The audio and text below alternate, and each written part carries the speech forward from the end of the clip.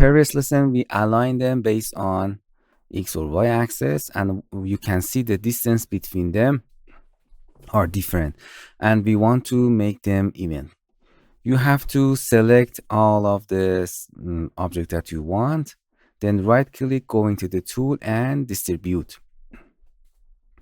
The distribute based on minimum, center, maximum, free space. Minimum, it means minimum of the object length or the maximum of that. Don't bother yourself.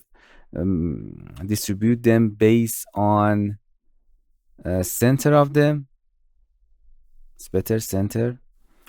Base distributes in x-axis in this part, but we want to distribute in this axis, make it y, and you can see the minimum, the maximum, or free space is different, but base thing is the center, based on the center of each book.